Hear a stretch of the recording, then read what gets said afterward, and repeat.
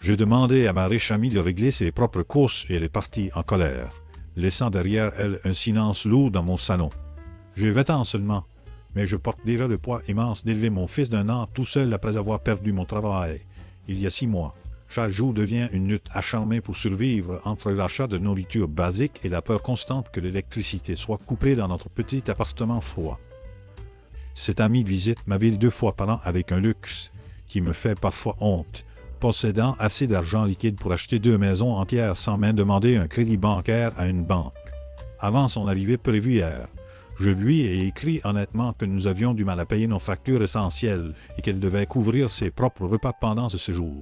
Elle a accepté avec enthousiasme en me promettant de tout régler elle-même sans poser de questions sur notre situation financière précaire. Hier matin, on est allé faire les courses ensemble comme prévu dans un supermarché bondé où mon fils pleurait doucement dans son landau à cause du bruit assourdissant des chariots.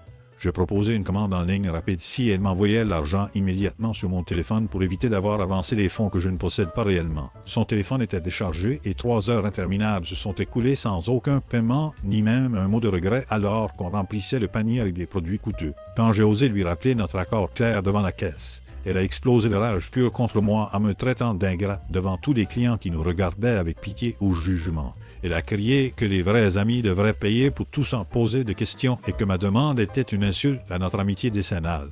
Son visage rouge de colère contrastait violemment avec la peur glaciale qui me parcourait l'échine en pensant aux factures impayées qui m'attendaient chez moi ce soir.